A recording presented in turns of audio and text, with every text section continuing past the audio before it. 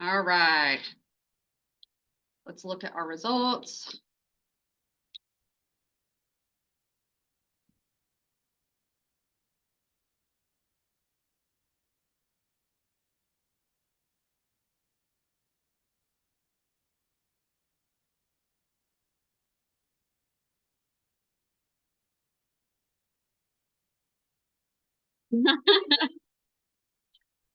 Both paid off.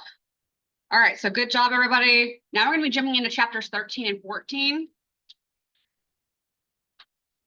Yeah, 11 is for the next one. So chapter 13, we're going to be reviewing disease. Basically what disease is and how it happens, things like that, right? So an infection, anytime you have a pathogen that is multiplying in the tissues of the body, that in a place where it's not supposed to be multiplying at that level, or it has been causing disease as a result of that, that's an infection. You can have an infection and not have disease present. So you might have microbes growing somewhere where they shouldn't be in your body, but you might not have disease. So what is disease? Disease is having a pathological state. And what that means is deviation from your normal health experience. So if you have pain, if you have any discomfort, if you have fever, if you have swelling, those are all signs that something is not normal. It's a deviation from your health. And those things can basically evolve as a result of your infection. So you can have infection without disease, but a lot of times we see eventually some sign or symptom resulting from infection. Normally your immune system is able to basically cause effects that let you know that there's an infection involved. We do have, of course, bacteria that are normal in our body, that serve a normal purpose on our body, and these are normal biota. They can be very, very vast, and it can include anything from bacteria. Obviously, we know you can have bacteria on your body. It can include fungi. The most common fungi that we might think of as being part of your normal biome would be like Candida albicans, which is yeast. So yeast, like what we have maybe in the genital tract, and it can grow on your skin normally, in your sinus cavities, and everywhere like that in small numbers. Right. And so it's when these things grow out of proportion from what they're used to, then that can lead to infection and then disease as a result. You can also have protozoa and viruses that are part of your biome as well. Notice that we don't have ever helminths as part of your biome. So our parasitic worms really always are going to be parasitic. They're never going to be part of your biome. Okay. So humans are colonized by resident microbiomes. This means that we have bacteria growing in and on us at all times. We've been colonized, right? And that us plus our microbiome is called the holobiont. All right. And so let's talk about how this relates to infection and disease. So basically you have your normal makeup of everything that's normally in your body. Okay, so we have potential pathogens that can be existing in your body. That would be these red guys. Some of these guys can be part of your normal microbiome. And so, but they'll be in small numbers. So they should be in very small populations. For example, you have E. coli in your gut. It belongs in your gut. It doesn't belong anywhere else. And so it should be in small number, in the numbers that it should be in your gut, right? But if it goes somewhere else in your body, or if it outgrows the numbers that it's supposed to be in your gut, then we can have a problem. So that could lead to infection. So that's no longer colonization. Now that's going to mean infection. All right. So that would be something that would be in your body normally. And that would be an endogenous sort of situation. So endo being inside, right? We can also have introduction of new microbes into our body, and that can lead to infection. Any of our normal resident microbes can get out of control, or we can have introduction of new, guys there. Normally, pathogens, potential pathogens, and transients. Things like you might say, I'm picking up my cup here. Y'all think that this cup is completely sterile? Absolutely not, right? You think that the tea that I have brewing in here is completely sterile? Absolutely not, right? So I would be able to touch this and drink this, and normally your body won't be exposed to those bacteria, and you just never would know that they were there, right? You have no effect of it whatsoever. And those are transient microbes. That's normal. Like your immune system is made to deal with that, or you just don't have enough maybe on this cup really to introduce an infection, even if they were like completely pathogenic, right? So even salmonella, if you eat like an egg that's undercooked, me, I know I like a runny egg yolk, right? And so that's what I like. And so if I eat that egg that's been, over easy, and I like that runny egg yolk, you run a risk of there being bacteria in there. And they always let you know undercooked eggs might have caused disease or whatever. But if you only have 1 or 2 salmonella bacteria in there, it's probably not going to cause disease. On average, it takes 50 salmonella bacteria to cause salmonellosis or disease from salmonella. And so keeping that in mind, you might be encountering these pathogens all the time, but it's just not enough to actually cause disease in your body. Because normally it's just not enough to cause an infection, or there's just not enough, like your body will be able to clear it, you know. So depending on the agent, 1 might be enough. We know with viruses, oftentimes 1 is enough. For bacteria, you usually need more than 1, 10 to 50 or so. All right. So they would be transient if that was the case. If they aren't establishing infection, they are transient, right? Or the guys that are normally in your body, you know, whatever. So we'd normally be able to clear up any potential outliers for infection. In fact, a lot of times if you do get infection, your body may be equipped to get rid of it. How many times have you guys had a common cold? Like, not how many times, but has anybody in here had a common cold ever in your life? Yeah, right. So most of us, if we just get over it probably on our own, you might have taken like acetaminophen or something like that to help with the symptoms or the signs, but you didn't probably die from it. It didn't persist for forever. Your body got over it naturally, probably without any actual antivirals or something like that. So this is what we're talking about when we say infection. Infections are usually either asymptomatic or they might be symptomatic, but your body is able to clear them naturally, right? And you might have infections that lead to disease. So in that case, if you got the common cold, you had disease. You had the runny nose, you had the sore sinuses, you had the sore throat, maybe you were stuffy, maybe you were coughing a little bit. You may have had a mild fever, whatever your signs or symptoms may have been, but your body was able to eliminate it. Or if you had like the flu, for example, you might have been able to clear it naturally, or you might have needed like Tamiflu to help you clear it. Most of the time, if you're here today, your body was able to clear it somehow, either with help of medication or on its own, right? But there are, of course, situations where disease can get the best of you, your body can't clear it out, and you can die. We know this because we've seen people. We've seen people die from COVID. We've seen people die from flu. So these things can get the best of your body, and your body might not be able to fight it off, and then that's when it would lead to death. Sometimes you can have disease develop from, you get an infection, you might even have disease or you might not. And those things can lead to eventually being incorporated into your body. You might get rid of the infection, you might get rid of the disease, but they might become incorporated into your normal biome. This is often what we see in the case of things like C. diff, is that somebody might not continue to have symptoms of that pseudomembranous colitis, which is what C. diff causes. You might not continue to have symptoms of that, but we can't get rid of the bacteria entirely. So now you're just going to carry it with you for the rest of your life. If you've ever had a staph infection on your skin, I do not mean necessarily MRSA. It could have been MRSA, but you just had regular staph infection. If you ever had like little pimples come up on your skin, something like that, probably it was staph. You might not have ever known it. And your body can just get rid of that. But now you probably have staph as part of your biome. And that's probably just part of your normal biome. And so you can get exposed to these things and you can get infections from them. And then if your body clears them, they can still be part of now your colonized self, your holobiont, including your microbiome. All right. There's a human microbiome project trying to investigate basically the different populations of microbes in your biome. Obviously, your biome has a purpose for you. It has basically 2 kind of purposes for you. The beneficial side for you, and for like, we'll call it symbiosis of it, right? So we learned about symbiosis in chapter 9, and it told us that it's when you have an organism, at least one organism, depending on the other for their life, right? So we know like ticks, for example, was an example of our parasites. They have to eat parasitically off of a host of some kind, an animal host. They can't get their nutrients from somewhere else. So they depend on that for their livelihood. But our microbiome in us, it depends on our body for like shelter, for nutrients, and for things like that. And then we can either get from our biome nutrients that they're breaking down things that we can't otherwise do. For example, like your plants that you eat, like your vegetation that you eat in your diet, your body is completely 100% incapable of breaking that down. But the biome in your gut breaks it down for you. And now you can use the nutrients from that biome. You will literally, if you didn't have your biome, you would die.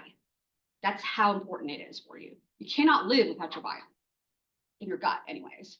So that is how important it is. It actually breaks down stuff that you cannot break down and then makes it so you can absorb it and get the nutrients from it. You're providing them shelter, you're providing them nutrients, And so that's all good. But they're also providing you not just nutrients, but something called microbial antagonism. And so what this is I compare it to the stadium seat concept, which I think I might have brought up before. Basically, think of you have a stadium with a whole bunch of seats in it, and any of those seats is any place that any microbe could sit down, including pathogens, right? So if you have enough of those seats taken up, pathogens can't come sit down, or hopefully they can't sit down at all, or they can only sit down in maybe a spot or two.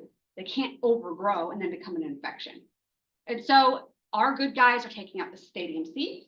They're also making different antimicrobial peptides and stuff that could basically be harmful to any of the pathogens that are coming in. They're using up the nutrients, so the pathogens can't get nutrients. This is all part of microbial antagonism. So they are the antagonist, right? So we think of a story, we think of the antagonist as the bad guy. So our microbial guys are antagonists against the pathogens, okay? So pathogens are coming in, and these guys are, we think, most heroes probably, but to the pathogens, these are they're bad. The pathogens can't come down and make themselves a nice, happy home in your stadium seats because we have microbes that already take them up. Okay. All right. There's obviously other things that many of us are aware of that can affect your defenses and your susceptibility to infection based on your age, whether you're really young or really old. You might have a weaker immune system, whether you're pregnant, whether you had surgery or some kind of injury, your body is under any sort of physical or mental or emotional stress of any kind. All of these things can actually make you more susceptible to infections. If your infection comes from inside of your own body, we call this an endogenous infection. For example, you are a woman and maybe you're having a sexual encounter and you don't take the effort to urinate or clean up after having your sexual encounter, and you're more likely to have a urinary tract infection. And usually what happens, 80 to 90% of urinary tract infections are caused by your own microbiome in your butt. Your butt's microbiome getting into your lady parts, okay? So getting into the urethra specifically, now the bacteria from your butt got mushed up into that urethra area, and urinating helps flush that out if we do it soon enough after sexual contact, or if you aren't practicing proper hygiene. We know you're supposed to wipe from front to back. I'm saying this because this is actually relevant to this discussion, but the front to back helps prevent from the back to front bacteria getting into the urethra and causing a urinary tract infection. So hygiene, and then obviously with sexual contact, you have a lot of mushing around going on down there that can introduce those bacteria into that area. E. coli comes from your rear end, from your colon, doesn't belong in your urethra. But if it gets into your urethra, it can establish an infection there, and then that infection can lead to disease, right? And that's what you would see as the burning during urination, that really constant feeling of needing to urinate, maybe blood that becomes from the inflammation in the bladder and everything like that. So that would be signs and symptoms resulting from the disease, being caused by the infection from a bacteria that's from your own body. So this is still an endogenous infection. So endo from inside of your own body, all right? This can also be, another example they have is Streptococcus pneumoniae, the #1 cause of pneumonia. This could be carried as part of maybe my own microbiome. It could be higher up in like my sinuses or something, and it could migrate down into my lungs during a cold or something like that, make me more susceptible to being able to house it down in my lungs, whereas normally my lungs would be expelling it out. Or maybe I don't have this part of my microbiome, but you do. So if you did, that would not be endogenous, would it? So if you had it and gave it to me, that's not endogenous. But if I had it in my body already and it moved down into my own lungs, that's an endogenous infection. Okay, so endogenous from your own body. Where do we get our microbiome from? We actually believe that most of your microbiome comes from just being in the uterus, right? Used to think that, having the placenta and the amniotic sac and everything like that around the baby, that it was pretty much sterile in there, but everything is saying otherwise now, that you'll get your initial exposure in utero, but most of your exposure is then going to be the second part, which is birth. So now you can imagine that being exposed to bacteria in the vaginal canal, being exposed to that bacteria versus bacteria that you wouldn't be exposed to probably if you're delivered by a C-section.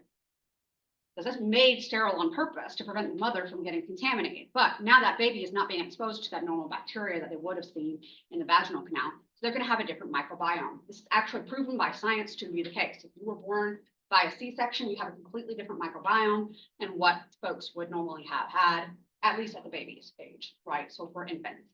And so you can, a lot of your microbiome then after that, so you get it through birth, or you should be getting it through birth. Then the next step will be breast milk. So imagine now that you have been delivered by a C-section and you're being fed on formula. And you're not being given formula that has probiotics in it. So probiotics includes bacteria that are going to be normal housed in the gut and be able to function in the gut. A lot of the bacteria that do digestive work on milk come from breast milk. And so babies that are fed exclusively formula that were maybe born by a C-section, they don't have the bacteria that can break down breast milk. So they're going to be colicky. They're going to have GI issues. And science hasn't really caught up with that yet. We're still doing so much research on the effects of this that a lot of times you bring your baby, they're having all these GI issues. They're very cranky. They're having problems, with digestion, having GI, poo-poo problems and all this stuff. That this could be entirely due to how they were born and how they're being fed. So it's really important that if you or your patients or people you know or love have little babies and they're feeding them through formula, that is perfectly fine. Perfectly fine to have a baby by a C-section and do both of those things. But that if you're feeding them formula, it needs to have probiotics in it. It needs to have those beneficial bacteria in there so that the baby can have that experience and not be uncomfortable, not be able to digest and get more nutrients from the breast milk. Obviously, then after that, exposure to other people and caregivers, and then your environment will expose you to other microbiome as well. So once you have your microbiome established as an infant, does it stay the same for the rest of your life? No, I've kind of already told you guys that it hasn't, right? And we've already said like, oh, you could get a staph infection and that could be part of your biome. Obviously, it's constantly changing. So once you go through puberty, your pH changes, your hormones change, and that can lead to shift in your microbiome there. We also have exposure to other individuals, especially once we become sexually active, and then exposing ourselves to a microbiome from somebody that we're very close to, and that sort of stuff. All right, so what is a pathogen? We've already introduced this in chapter 1, but a pathogen is any microbe that could result in infection and then disease, all right? It always has a parasitic relationship with the host when that does happen, right? So it could be normal part of your biome. It is a potential pathogen, and then it would be a pathogen once it causes infection and disease. All right, true pathogens, these guys are capable of causing disease. That's what they do. They cause disease, even in healthy people. So tuberculosis, that doesn't ever exist in anybody's normal microbiome. If you have Mycobacterium tuberculosis in your body, that's an infection. It's never going to be part of your microbiome, okay? But then we have opportunistic pathogens, and these guys are usually the ones that are going to be causing our endogenous infections, like our Streptococcus pneumoniae. That these are guys that they exist somewhere else in the body or in small numbers somewhere in your body, and then something happens to shift that. So it would be like, let's say you had your UTI, right? Number one, that's the first example, opportunistic pathogen. E. coli getting in from the colon into the urinary tract where it doesn't belong, colonizing somewhere where it shouldn't be colonizing. And so now it's an infection that can lead to disease. So that's an opportunistic pathogen there. Then you take antibiotics to clear out. You'll take your nitrofurantoin. What is that called? There's like a name for it. Macrobid, thank you. Macrobid. You take your macrobid, which is apparently I'm allergic to it. And I know, I found that out the hard way. So, but anyways, you take macrobid and it helps clear out your urinary tract infection. But what else does it clear out? Your biome in your genital area. And now you might have a yeast infection as a result of that, because all the bacteria that were happy and taking up the stadium seat in the genital area for women, right, in our reproductive tract. Now you've taken an antibiotic that could clear out all those stadium seats, but the yeast didn't get infected. They're not killed by antibacterial antibiotics. Right. So now they can overgrow. So the yeast, which are fungi, can now take up all those stadium seats. And now you've got your nice happy yeast infection, a secondary infection caused by an opportunistic pathogen. It was there all the time, but it only took up a couple stadium seats. Now it's taken up a ton. Okay, you're starting to see how that works. So to clear up misinformation, because I've seen this, men can also get UTIs. Yes. Are you aware of that? It's not just. We will talk about that in chapter 24. We'll talk about UTIs and prostatitis as well, because it's related. All that tubing mixes and matches with men. in case, I'm sure the men know this, because there's only one hole that the stuff comes out of, right? So your prostate and all the fluids that are coming out deal with your sexual ejaculation, that those tubes link up with your urethra for your bladder stuff. And that if you have unprotected sex through, like, let's say the anal cavity, that the bacteria from that person's anus can get into the urethra that way, and can also not just get into the bladder, but could get into the prostate as well. So you can end up with a prostate infection. And so, yes. So what Jordan's bringing up is actually factual. A lot of times with males, though, that sort of infection is usually, associated with anal sex. It does not have to be male to male, any sort of anal sex. I'm going to be very clear about that. But that if you are having unprotected anal sex, that you are at a significantly greater risk of having a UTI as a male. Pee after sex, yes, folks. Everybody should be peeing after sex. I can't drive it home enough. And of course, using protection is really important where appropriate as well. All right, so virulence. This is a term that we talked about previously. That is one that we're going to be using a lot moving forward with this course. All right, so virulence is the degree of pathogenicity. So pathogenicity is looking at disease. All right, so the fact that you have disease, that's pathogenicity. All right, virulence is the degree of it. How bad is it causing a disease? All right, my nose is so itchy. I think it's just this nose ring and this like air that's been so dry lately. So itchy, my gut isn't working. My body just knows it doesn't want to be working today. All right, so virulence, the degree of how bad the disease is, right? So our virulence factor is any sort of aspect of a pathogen that would lead to disease. So anything that allows it to cause disease.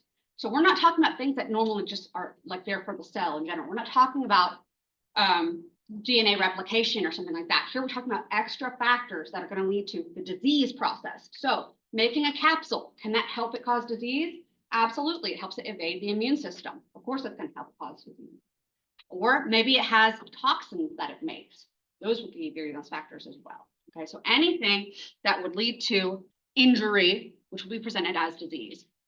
So we talked about how salmonella, it takes 50 of those guys to cause an infection. As it turns out, it takes about 10 of tuberculosis. For most viruses, it's like 1 or 2 viruses. On average, how many you would have to be exposed to in order for a disease to happen. This is called the infectious dose. So it's the minimum number of microbes needed for an infection to happen. And then let's say that you get 50 salmonella bacteria exposed to you from eating your runny egg yolk. How does that organism cause disease? Well, here's the basic steps, and I'm going to give you a brief rundown. There are more details on the following slides that I'll touch on as we need to, but finding a portal of entry, getting in. We need to get in first. Next, attaching. And it says, and negotiating with the microbiome. There's all these stadium seats that are taken up. You need to find a spot to sit in, or you need to force somebody out of their spot or something. You have to be able to fit in there somehow, though. You're going to need nutrients, and you're going to need to multiply. You're going to need the space for that. So how are you going to deal with that? So getting in, attaching, then you need to survive. The human body, especially since we're talking mostly about humans getting infected, but it could be pets getting infected, doesn't really matter. But animals, when they get infected, their body immediately will kick into gear and trying to destroy it. So how are these organisms going to survive that? Usually, it's going to be by evading the phagocytosis, which we already learned about one way that bacteria can do that, their capsules, right? The sticky coating will help them evade phagocytosis.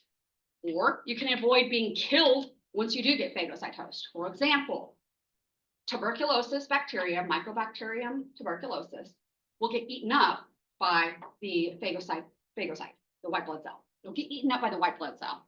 And then it's happy to be there. It doesn't get killed. It's just, that's where it wants to be, actually. That's got protection, and it's going to be able to hide out from the immune system inside of one of the immune cells. So they will evade being killed, and they'll just live inside of those cells, right? And then it could be absence of specific immunity. So having some sort of special protein on the surface that mimics the host proteins so that you wouldn't see it as foreign. A lot of bacteria do that. Or I would say like strep pneumoniae, streptococcus, not pneumonia, pyogenes, the one that causes strep throat. Streptococcus pyogenes covers its surface with a capsule that has molecules in it that look like our molecules. And then when your body won't be able to attack it. But if your body did for some reason see it as foreign, it'll attack that strep bacteria and your own cells. We'll see that happening with scarlet fever. So that's actually what scarlet fever and rheumatic fever are, is your body reacting to the bacteria and then also its own cells as a result. It can clear the bacteria still with that going on, but you're just going to have more disease effects, right? More pathogenicity. It's more virulent when that happens. So you have to survive host defenses somehow, and then you'll end up causing disease or damage. This is what defines it as being a disease as opposed to just an infection, right? So taking it to that next level, we'll have establishment of disease. There's always a result as damage. This could be damage that is caused by the bacteria itself, maybe by toxins that it produces, for example. But a lot of times, probably more often than not, the damage and the disease effects, your signs and symptoms, are going to be caused by your own immune system targeting the guy. Okay? They can also cause genetic changes. We've already kind of talked about that with HIV and how it can insert itself into your genes. Well, obviously, that's going to cause some genetic changes. Or HPV, where we know that can lead to cancer. So we're having uncontrolled, doubling of cells. So stuff like that. All right, and then we have exiting the host. We need to get out. So we can move on to the next guy. So you get out through, being sneezed, and it's not just air that's getting exhaled. Exhalation of air is never the danger. It's the droplets that are coming out with coughing and sneezing or spitting or whatever. Those droplets are what's going to be carrying the pathogen in them. Or it could be from touching things. So if I am over here touching this pen a lot, right? And if I had COVID, and then the next person would come up here and take this and touch this pen, and then that could maybe touch their face or their mouth or their eyes or whatever, and they get COVID from me. Obviously, the pen itself has not got infectious aspects to it, right? It's the fact that I transferred this onto the pen, and then somebody else touched the pen and got it from that. It's an indirect way of transmission, but it's actually extremely common. It's true of door handles, of like sink handles, all sorts of stuff like that we come into contact with, the tables that you're sitting at, for example. All of these things that we come into contact with on a regular basis could be acting as a vehicle to transmit these things. All right, stuff like that. Obviously, you can get it out of poop and vomit and stuff like that. All right, so your infection can come from exogenous, outside of the body, or inside, which is endogenous. We kind of already talked about endogenous, something that came from in your own body. Exogenous, if you get COVID, that didn't come from in your own body, it came from outside, right? So anytime that it came from outside of your body, exogenous. We also know that microbes some of them can cross the placenta. Most of the time, this is a barrier for a lot of microbes, but some microbes have the ability to cross this. So it doesn't act as much as a barrier sometimes as it can actually work as like a highway for them to infect the fetus. Sometimes it's helpful to protect the fetus.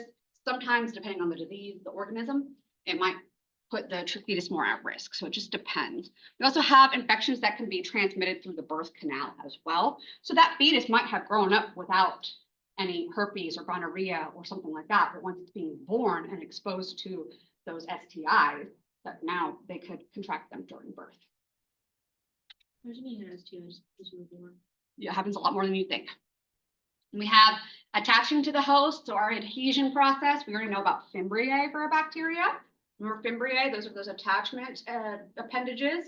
We know about our capsules and our slime layers that help with attachment. So these are all useful for adhering, and we know that viruses have their spikes that will allow them to attach to certain molecules on the host surface. And so this can be very specific to those receptors that you're attaching with, or it could be kind of general if we're just talking about sticking to things.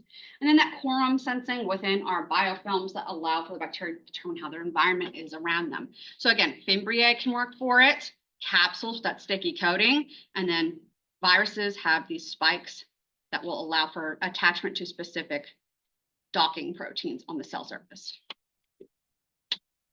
Phagocytes are our white blood cells that eat and destroy foreign matter or dead or dying cells. They basically get rid of any waste. Anything that they see is not supposed to be there, they'll break it down. So those are our phagocytes, right? So phago means eat.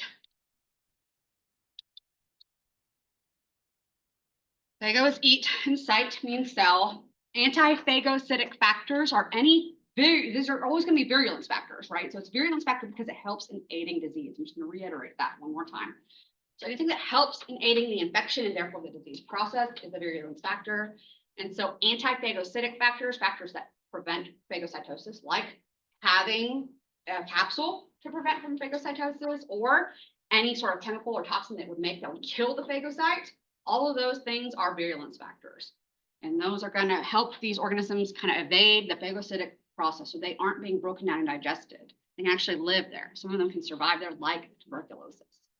Other virulence factors that can help in creating disease might include anything that would allow it to get into the host. So breaking down, remember how we talked about some organisms can make enzymes that can break down our extracellular matrix.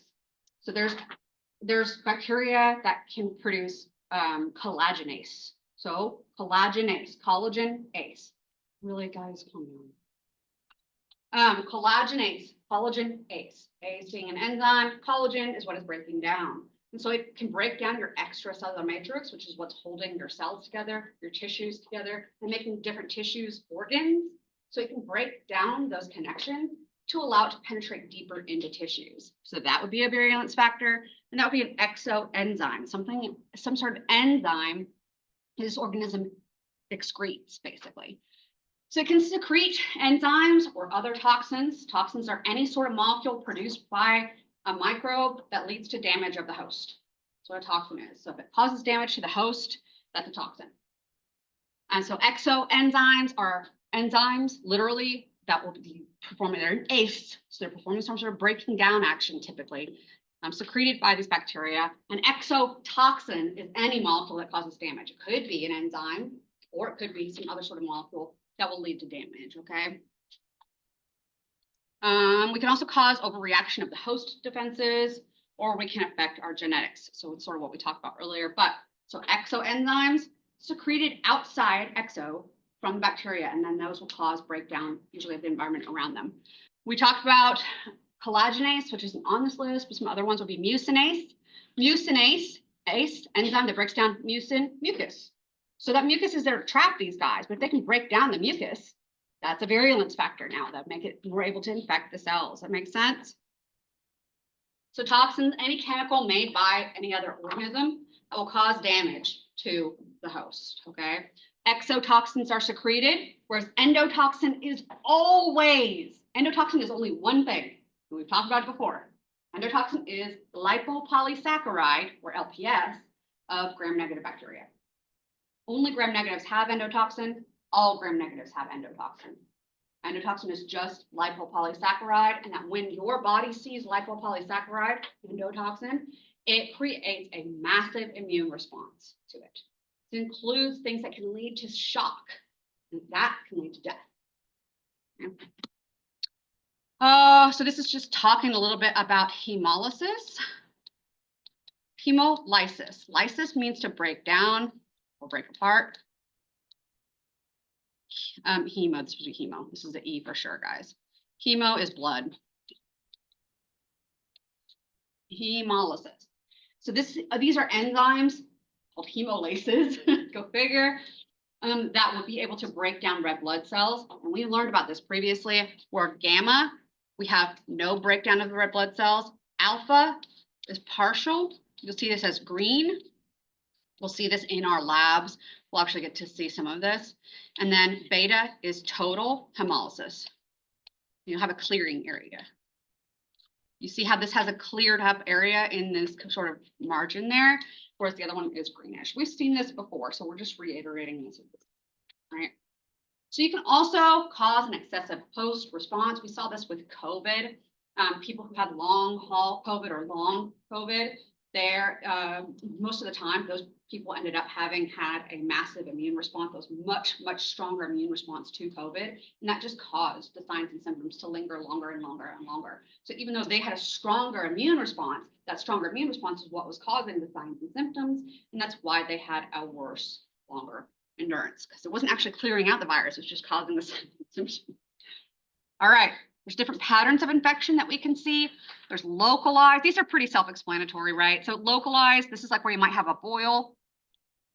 Systemic is all over, all throughout most of the body. Focal is moving from one site to another, but not all over. So it's like having one localized infection that moved to another localized area. So having a sinus infection and moving deeper into your lungs, or having a sinus infection and then having a like endocarditis, moving it that way, those are focal infections. Okay. You don't have it systemically, you still have it just in those two areas. You get a mixed infection, so this just means you have more than one microbe, various microbes.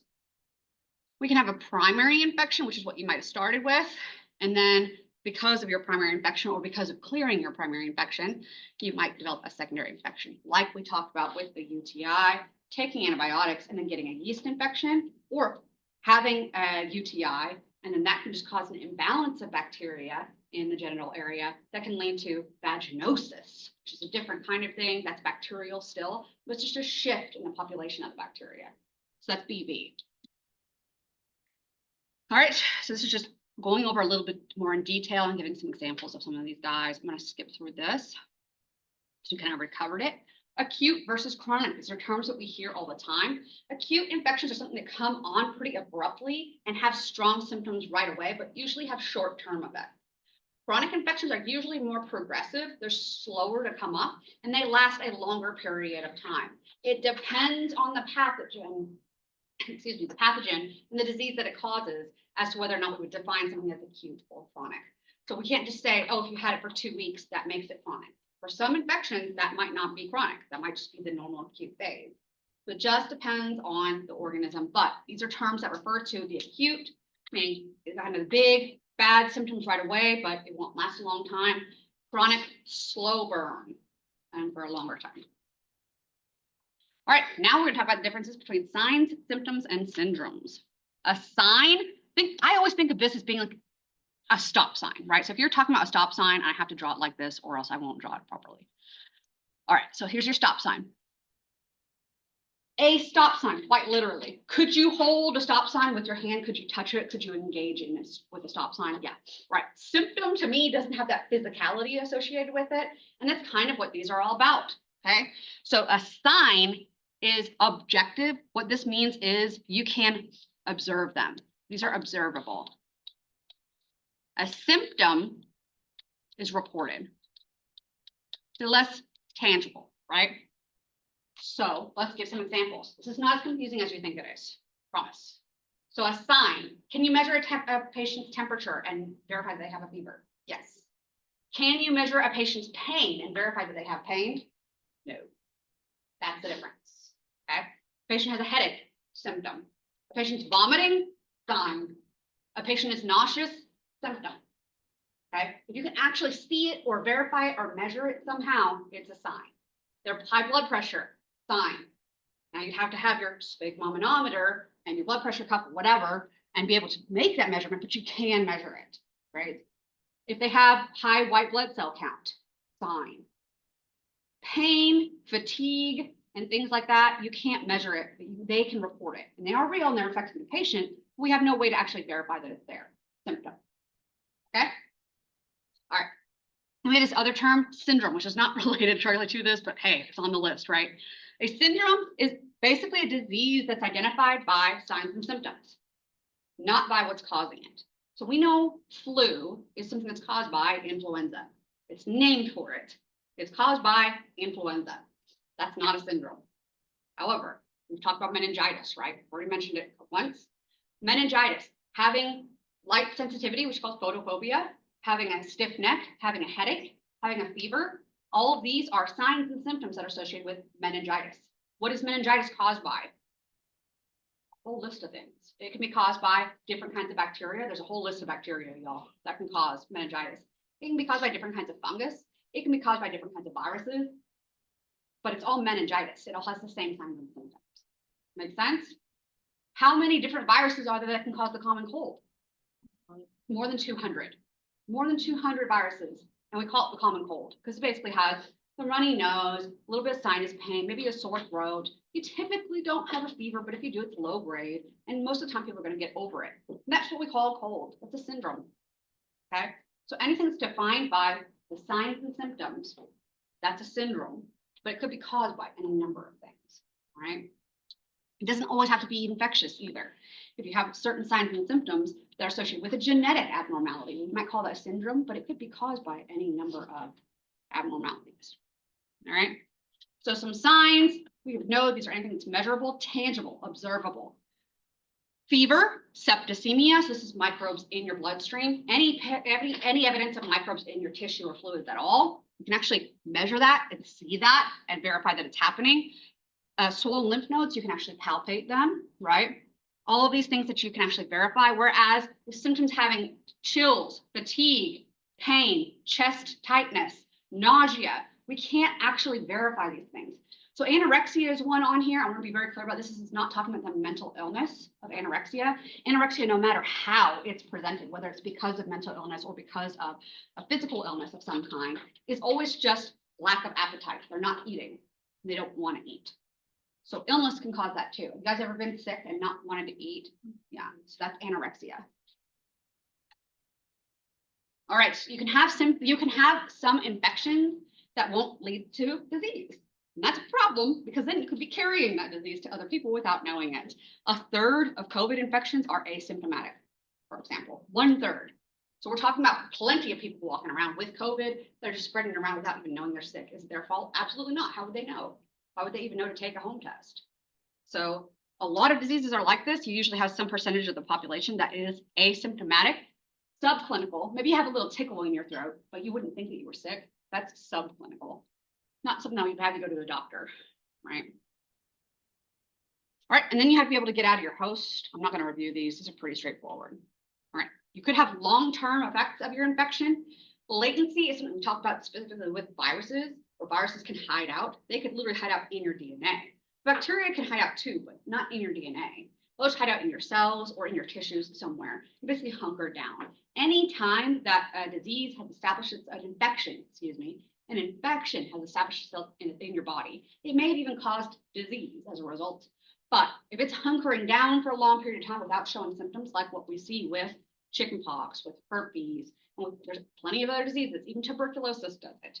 You can get your initial infection and then just have that in you, and it maintains itself there. That's latency. So when tuberculosis does this, it gets into your lungs, your white blood cells eat it up, and they just stay in there. You can see it on x-rays, but that person will have no signs or symptoms. So that's latency. Okay, so it becomes dormant. And what that means is the infection is still there, but the disease isn't. So there's no signs or symptoms.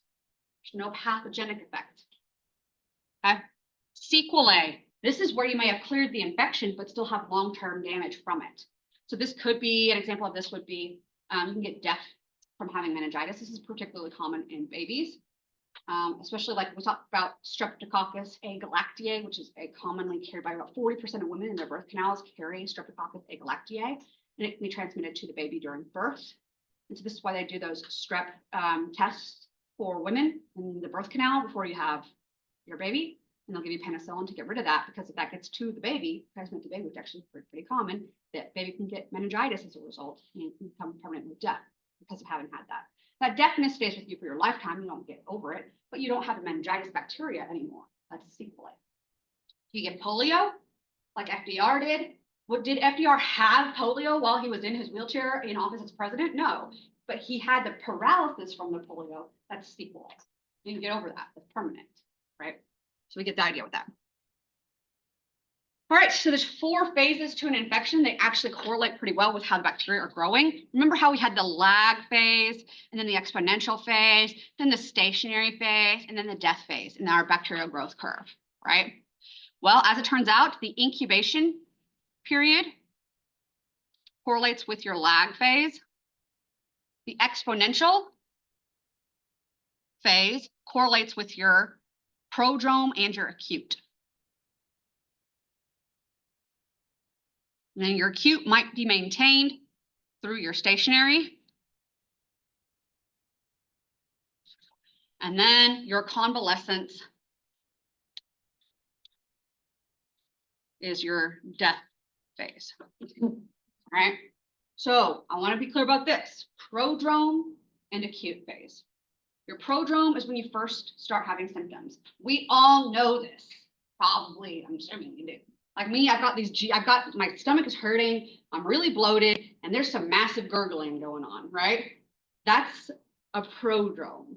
So it's the first signs or symptoms that you very first get that indicate to you that you're about to get sick. Then later on, when I spend more time in the bathroom than I'd like to be, that's going to be the acute phase, right?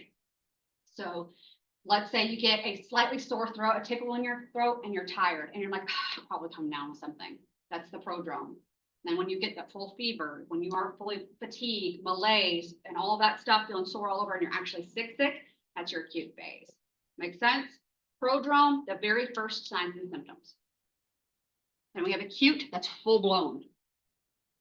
Right? All right, and this is just basically showing you how it will line up on that graph. All right, where are your pathogens coming from? We have your reservoir, that's basically the place where it normally exists in the world, and then your source is where you got it from. Those are different things, and a carrier is also another completely different thing. Those are all three different. A reservoir where it exists normally in nature. So we have a reservoir of Ebola probably in the bat population somewhere in Africa. They're not sick, they just have that virus naturally in their bodies. Okay, so that's a reservoir. Now we have some folks that are going out into the wild to go hunt some meat, bush meat, and they catch a bat and they shoot the bat down. And then that bat, that singular bat, would have been the carrier of the Ebola that got that group sick. Okay, so that would have been the carrier. And then you could say that's also the source. So it's an individual or object where it came from, and the carrier is an individual who inconspicuously shelters the pathogen and can spread it without others knowing. So when we talked about the 1/3 people that have COVID that don't have signs or symptoms, they're carriers. Right? So usually carriers don't have signs or symptoms, like the bat didn't have signs or symptoms of Ebola. Now, if that bat got a monkey sick, and then they went hunting for bushmeat, and that monkey was sick, that monkey was the source, but the monkey wasn't a carrier. It had signs and symptoms probably. It was probably why they were able to shoot it, right? So that sort of stuff. So be aware of what these things actually mean. The reservoir where it exists in nature, the carrier, that's the individual that has the infection, but maybe not signs or symptoms, or they're subclinical in some way, right? And here are some possible carrier states that you have. You might have the disease and be asymptomatic. It could be that you were newly infected and you're just incubating. You haven't even reached your prodrome yet. Or it could be that you're subclinical. It could be that you're getting over the disease, but you feel well enough to go to work now, but you're still, we have done this, right? We've all been there. You feel good enough to go to work, but you're not completely over the sickness. You're still contagious. Okay? Chronic carriers, people that are carrying it, maybe their latency, like what we have with tuberculosis, very, very, very common to be latent with that. So you're a chronic carrier. And then passive carriers. So this would be examples of not sterilizing medical equipment. There's two types of vectors. So a vector is something that will transmit the disease, but not be the carrier of it necessarily. So it's not necessarily infected, or it could be infected. Right? So you could be a carrier, could be infected, it could have disease, or it might be a mechanical vector. So in humans, biological vectors these are organisms that are infected. They may or may not have signs or symptoms. Okay? So this would be like with the avian flu, birds having the avian flu, right? Chickens, we know that's a big issue right now, right? Mosquitoes are actually infected typically with the viruses and bacteria that they will spread. Bats, we already talked about that. Mechanical vectors. So our bats, our chickens, our mosquitoes, those are all biological. They're actually infected. But our mechanical vectors, these bugs over here, these are cockroaches and flies that will land on poopy and come and land on your food. They never got infected. They just got contaminated. And now they're spreading that contamination to you that way. So they're mechanical. Okay. Zoonosis, these are diseases that are transmitted from an animal or living population of some kind. We move on from this, we have time. This would include things like rabies. It's maintained in the animal population, and we sometimes get sick from it. There's plenty of other diseases that are like that, like the plague is a great example of that. All right, communicable diseases can be transmitted from person to person. Contagious means it's highly communicable. And then non-communicable, you don't transmit this infection, typically from person to person. This would include, like, if you fell off your bike and scraped your knee and your knee got infected, is that contagious to other people? No, not typically, not normal, right? Not like I would come in here and cough and you get my knee infection. So we would consider that non-communicable. There's horizontal versus vertical. Vertical transmission is from like mother to baby. Horizontal transmission is from like me to you. Okay, So vertical is always from like parent to child. It's usually via the ova, the sperm, the birth canal, or the birthing process, being pregnant, that sort of stuff.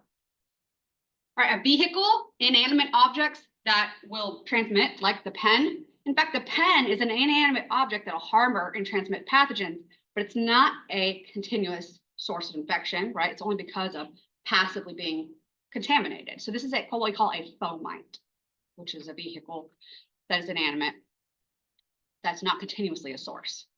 You could have, let's say, we're going to talk about one in the next chapter here in just a minute, like cholera, a water pump, where people keep contaminating cholera. They go over there, they have poopy pee-pee, and it's all getting in the cholera water, and people are still using that pump, and people just come get contaminated from that. That's a vehicle. Not really a fomite, because it's being continuously a source of infection, but it's non-living, right? Oral fecal, tell me that's pretty obvious, right? Wash your hands before you touch people's food after you go to the bathroom. Water and soil and air can harbor illness. We know about coughing and sneezing. It's usually the droplets that are emitted that are going to be spreading this stuff. This brings us back to Koch's postulates, which are a set of steps in order to identify the cause of an illness. These are going to be basically getting a sample from a patient, growing it up, isolating it, inoculating another person or animal, seeing the same symptoms, and then re-isolating that same organism. If it's repeatable, that's the cause. That's Koch's postulates. All right, so I'm going to go over the questions really quick. I know we aren't going to have time. Disease is that deviation from the normal state. Endogenous infection. This is going to be an infection coming from inside the body. Headache, a sign or symptom. A headache is going to be a symptom, right? You can't actually measure it. Y'all think we're done? We ain't done. We got a whole other chapter. So we got chapter 14. That's today. All right, epidemiology, we're going to go over these. This is mostly terms for this one, okay? Mostly terms, so hunker down, make your flashcards for this chapter. Epidemiology is the study of the spread of disease. It could be infectious or it could be non-infectious, looking at the spread and the effects of certain things that may cause cancers. That also qualifies, right? Florence Nightingale, the mother of nursing, she noticed that during the Crimean War that these soldiers were getting sick, but they weren't even having like issues. They were having dysentery. You don't get dysentery from being a stab wound or something. So why were all these people getting dysentery? Because the nasty ass doctors weren't washing their hands. She started employing sanitary procedures at the hospital, and lo and behold, the death rates fell. No longer people were dying. Florence Nightingale. We have John Snow. He's the guy that noticed that he basically mapped out where people's cholera illnesses were and then located a water pump that was in that area and told people to stop drinking from it. But people are freaking idiots, in case you haven't noticed. And they're like, nope, we need our water. We better still keep going to that water pump. So he took the handle off of it, and lo and behold, no more cholera spread. Okay, so cholera, he stopped that. Here's this little map. So you do need to know Florence Nightingale and John Snow. Let's go over some terms, okay? Prevalence. This is the total. So always when you guys hear prevalence, I want you to think about the total, right? So this is the total number of existing cases with respect to the entire population. That's the prevalence. Whereas incidence, also known as morbidity rate. Incidence is the number of new cases in a time period. So this is not the total overall, the whole outbreak in the whole population. This is the new cases in a certain time. So how many new cases we get per month? Well, we have 52 COVID cases a month. What's the normal amount of flu cases in a season versus when we think we're having a big outbreak, right? So we look at the number per month. Typically, when we're looking at that, that's incidence or morbidity rate. We have mortality rate. Mortality and morbidity are not the same thing. Something might be morbid, but if something is mortality associated, we're talking about death. So mortality rate is the number of deaths due to the disease, right? Different kinds of epidemics. We have point source. This would be if I came in here with COVID and was coughing and sneezing and barking at you guys, and you guys got COVID from me, you would know it came from me, all from that one moment. Okay, that would be point source epidemic. It came from one point, one source at one instance. All right, common source, different. Now people can be getting sick from going to that water pump with what was it, cholera. People were going to that cholera water pump over days and days, and they were getting sick. it was a common source that everybody was visiting, but it didn't happen all at one point. Okay, common source came from one place, but it could have been many, many exposures over time.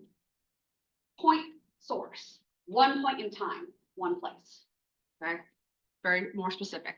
Point source, one point in time. Common source, maybe one place, but spread over time, like our cholera.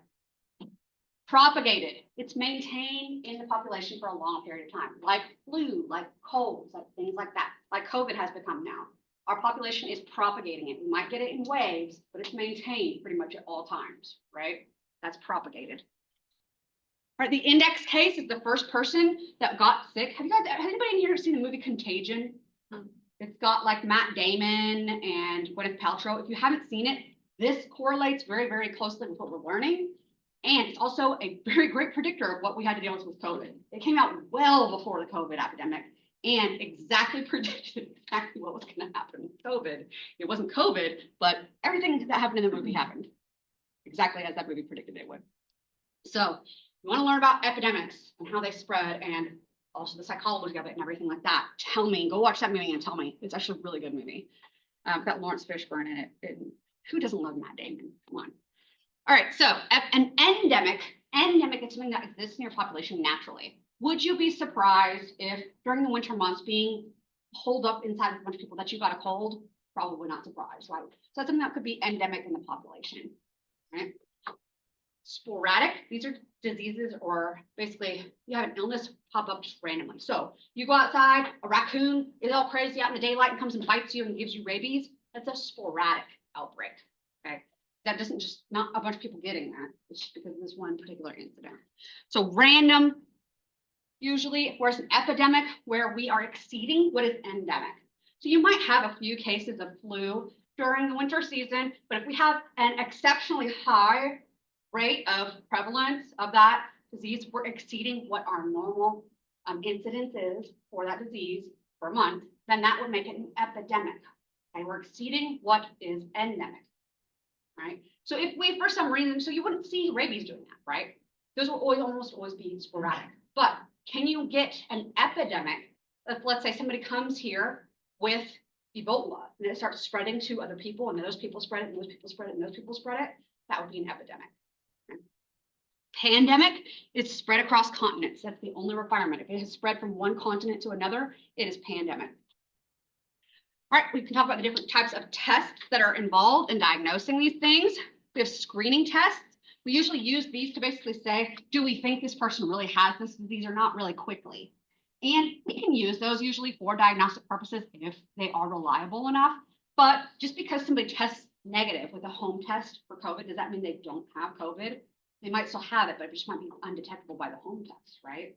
So we can use this to screen and basically weed out whether you are likely to have this disease. But diagnostic tests are usually more invasive, which is why we can't do them at home. More expensive. There might be more hazards involved in taking the sample. They also usually are going to be, that screening tests are lower accuracy. Okay, screening tests are lower accuracy compared to the diagnostic tests. That's also why they're more expensive. So screenings, easy, quick, affordable, like pap smears. Testing you for cancer every single freaking time is impossible, but doing these sorts of things that can look for predictors of cancer can help rule out the likelihood of cancer. Okay, so this is a screen. When we're doing tests, especially for screening tests, we need to be looking at the specificity and the sensitivity of our test. Specificity is basically looking at how many people we're calling positive that might actually be negative, and sensitivity, how many people were positive that were incorrectly found as negative. So how do I actually break this down that makes more sense to people? Sensitivity, I'm going to start with that first so people get this, right? If you're really, really sensitive as a person, you might be picking up on all these little nuances from people interacting with you, right? The other people would be immune to. So if you're very, very sensitive, you're picking up on as many positives as you can, okay? You're just very, very sensitive. If it's positive, you're going to call it positive. So we're eliminating false negatives because if it's positive, you're going to call it positive. Right? So that's sensitivity. Eliminating false negatives because we're catching all of the positives as we can, as many as we can. Right? That's sensitivity. Something's specificity. All right.